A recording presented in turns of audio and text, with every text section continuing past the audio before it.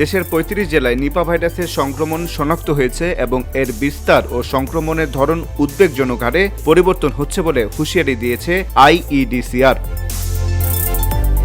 সংস্থাটি জানিয়েছে, গত বছর রেকর্ড করা 4টি কেসের সবকটিতেই 100% মৃত্যুর পাশাপাশি প্রথমবারের মতো একটি অমৌসুমী কেস পাওয়া গিয়েছে। বুধবার 7 জানুয়ারি দুপুরে আইডিসিআর এর মিলনায়তনে নিপা ভাইরাসের বিস্তার ও ঝুঁকি বিষয়ে মতবিনিময় শীর্ষক সভায় উপস্থাপিত প্রবন্ধে সংস্থাটির বৈজ্ঞানিক কর্মকর্তা শারমিন সুলতান এসব তথ্য জানান।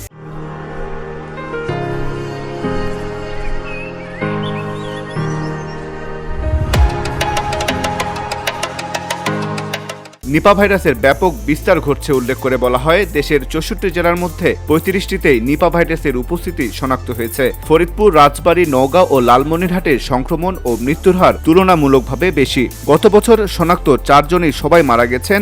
গ্লোবালি নিপা ভাইরাসের আক্রান্তদের গড় মৃত্যুর হার প্রায় 72%।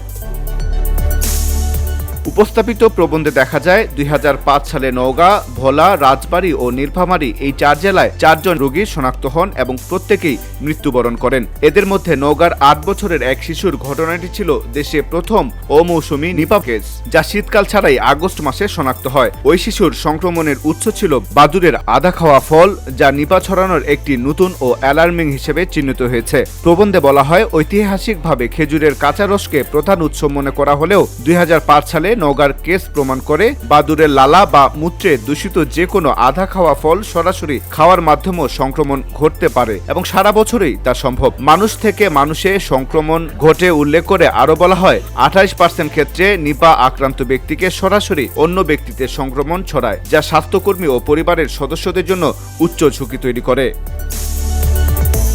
VOD Bangla news desk.